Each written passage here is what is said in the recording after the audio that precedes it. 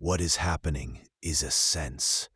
We're in really the feud's moment, which is which I mean that, until now the United States and the West has considered that it had huge leverage over China. And what is happening in this period has been that actually China now has the leverage over the West, and that consists of a number of things that China understood from what they've seen with Russia, that they had to not simply become dependent on the West for the import of goods. They had to do the opposite. They had to be self-sufficient. They had to build out industrial. They had to change the whole economy to being a manufacturing, industrial economy. This is the opposite of what happened to most of Southeast Asia. China watched what happened to Russia and understood one thing: never rely on the West for your survival.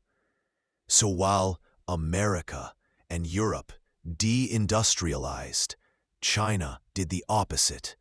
They rebuilt their entire economy around manufacturing and self-sufficiency. In simple terms, the leverage flipped. The West makes services and software. China makes the things the world actually runs on. And in geopolitics, production beats narratives every time. In other words, the economy, the market, unlike the West, where the market rules the state, there the state rules the market in the national interest. And so they have built a huge industrial complex. The second thing that they've done is they're managing AI in a completely different way from that of America. The AI here is not about, if you like, a militarized AI, as it is in the US with Palantir and so on. It is here something that is as simpler and is diffused throughout the economy, the manufacturing economy. China did the opposite of the West. Instead of letting markets rule the state directs the market, and it built a massive industrial base because of it.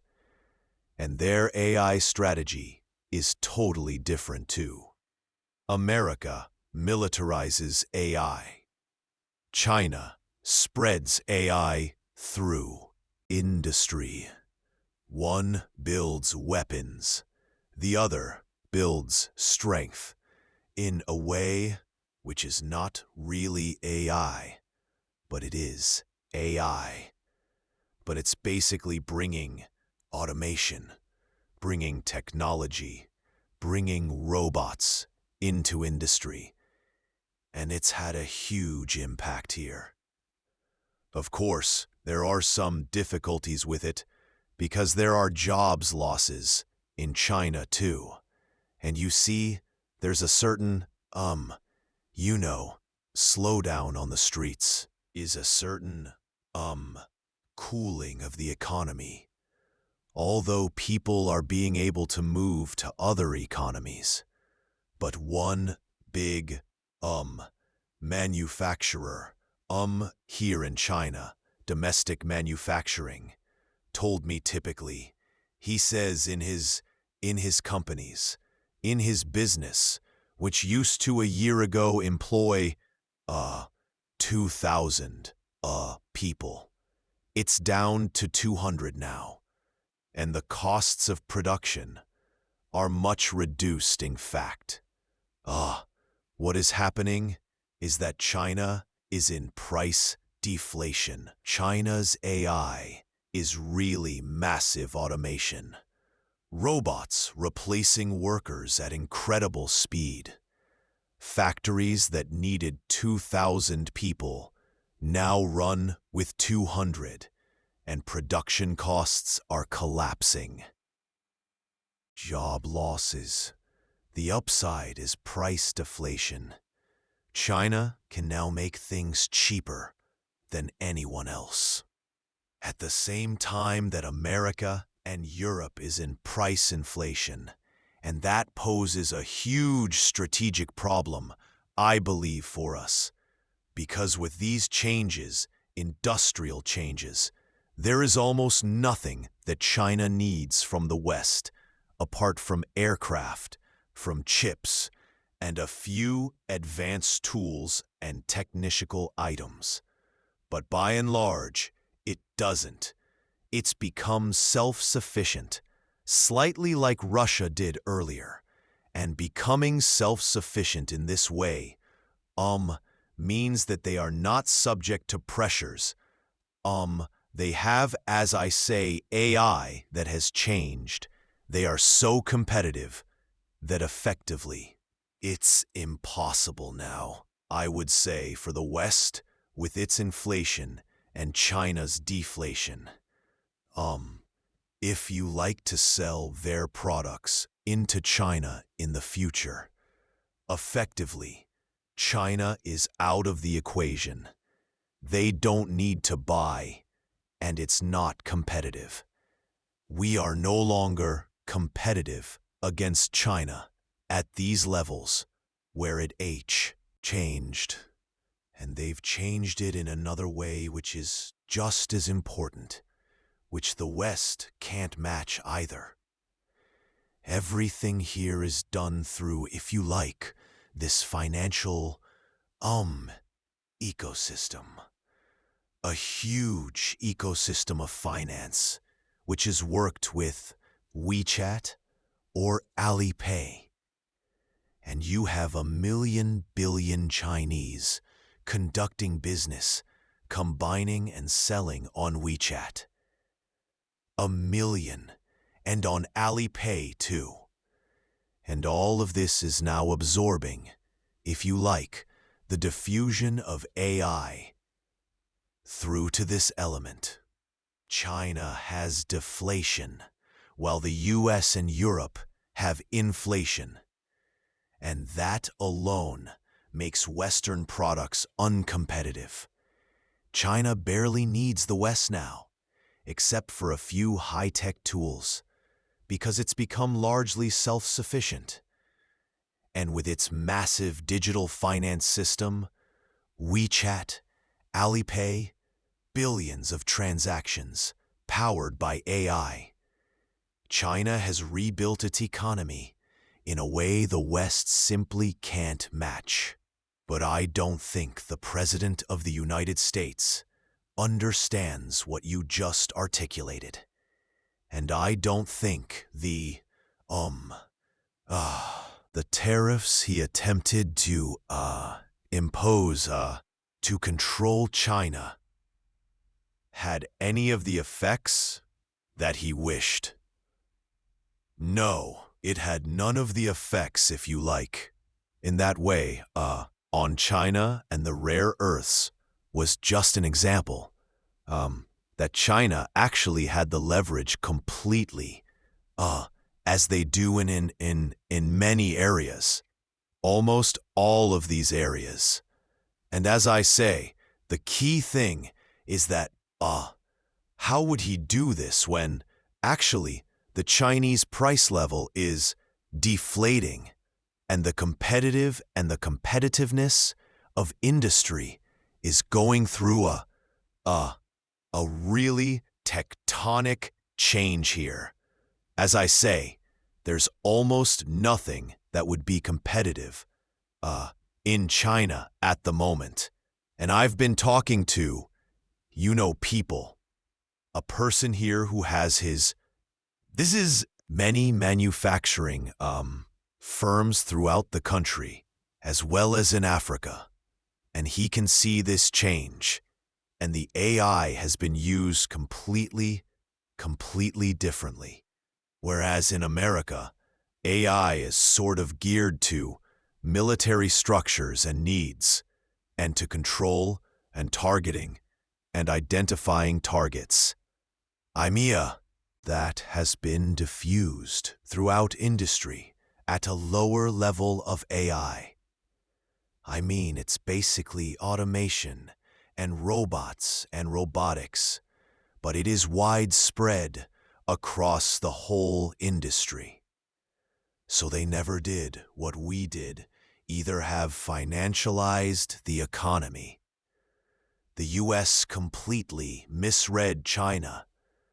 Tariffs didn't slow them down because China held the real leverage, rare earths manufacturing scale, and now deflation-level pricing the West can't compete with. And while America built AI for war, China used it for factories, robots, automation, low-level AI spread across every industry. That's why their costs fell and ours rose. In simple terms, America financialized its economy. China industrialized its economy, and only one of those strategies wins in the long run. It is strictly an economy that manufactures and produces things, and it doesn't have that financialized world, which has led to this bifurcation of our economies. We have the economy, which is soaring in the stock market, which is tied to the finance world, and the other economy of ordinary people, which is going, dropping and dropping and dropping. I saw the statistics for Black Friday, that actually output actual goods sold was 1% down. Prices were 7% up. I mean, this is a crisis, a structural crisis. The West have, and here in China, it's viewed that the West has completely gone the wrong direction on AI, moving to this AI, which they hope will lead to AGI. The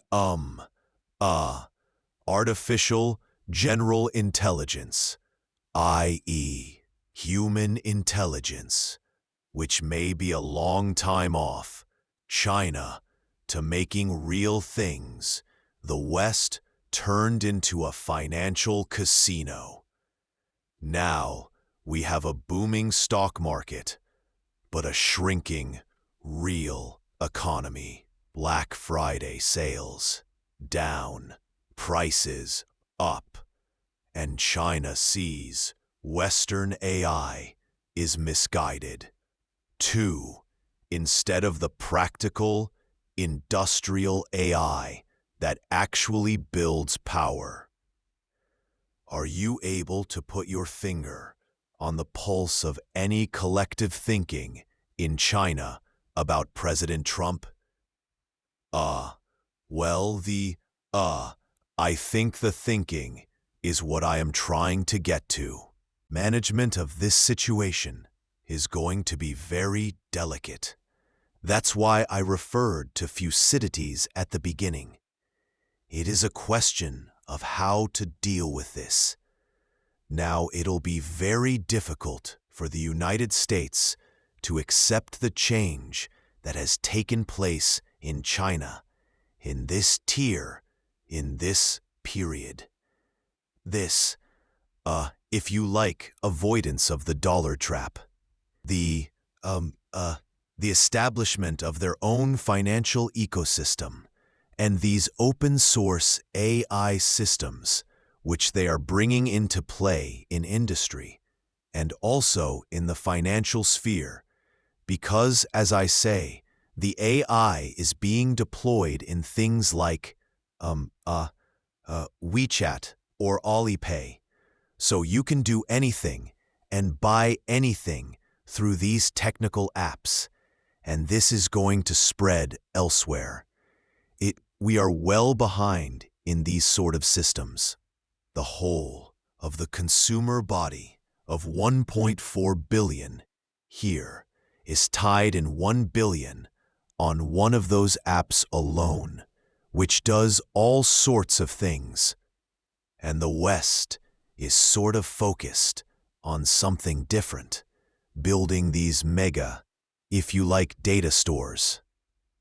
Thing that China has the great advantage, and they point this out to me, is that in China, I mean they have the energy. They don't have the problem of energy for these big, if you like, mega destiners, mega data centers. They have electricity, and they have that from various sources, and they are actually diminishing their requirements. Months for oil. China's view isn't about Trump personally. It's about managing a U.S. that hasn't accepted how much China has changed.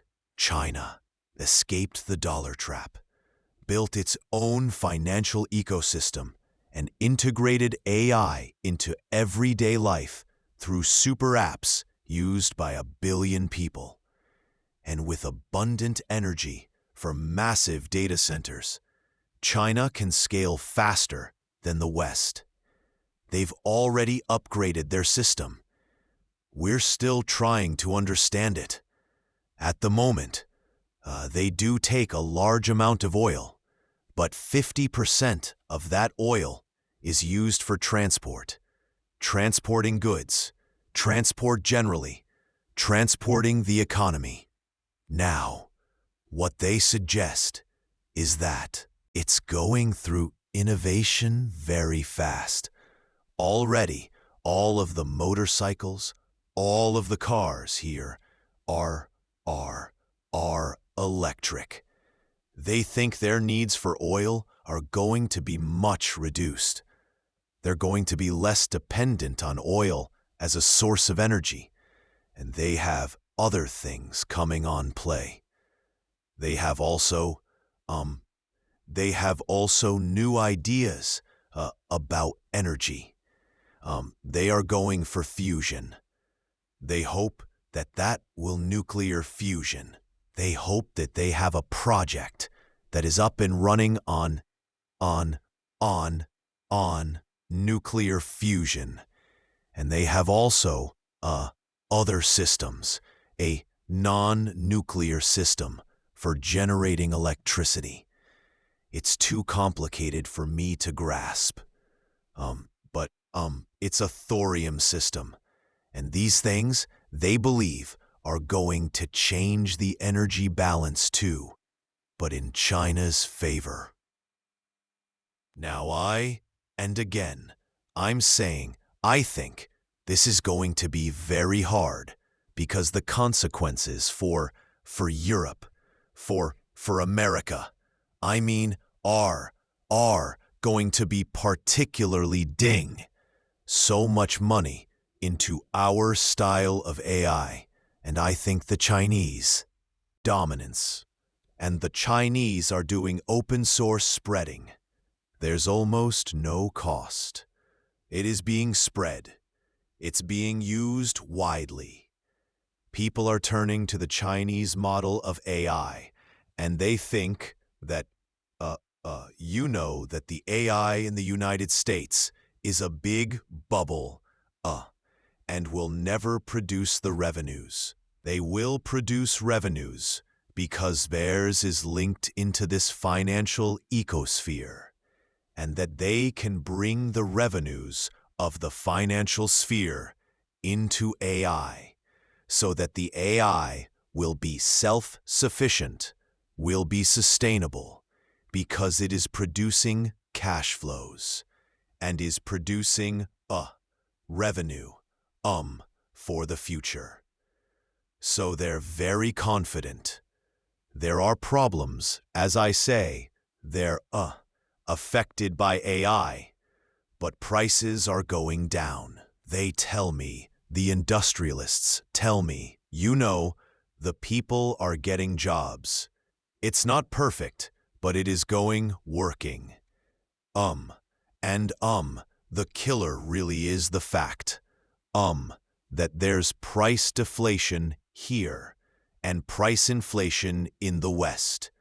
The West is spending trillions on AI, while Xi makes AI open source, cheap and widely adopted. Their AI is plugged into a massive financial ecosystem, so it actually generates revenue and sustains itself. That's why China is confident and why the real advantage is simple. China has deflation. The West has inflation. You can't compete with that gap. How are we going to be competitive? How can we have leverage in that condition? I think it seems to me to be a really striking, sort of event, striking condition that exists here. And so in this, the reaction, of course, probably in the United States, well, we will have to do more to try and contain China and to stop it and to deal with it so that they don't become dominant. What I'm saying is, they've become dominant. They have the leverage, major leverage over us. This is Lucidity's in effect. This is the core problem. How can the West compete when China has lower cost and total industrial self-sufficiency? The usual US answer is China. But that window has already closed. China is becoming dominant. It is dominant in industries, supply chains, and pricing power. That's the trapped in real time. The rising power has leverage, and the established power is struggling to accept.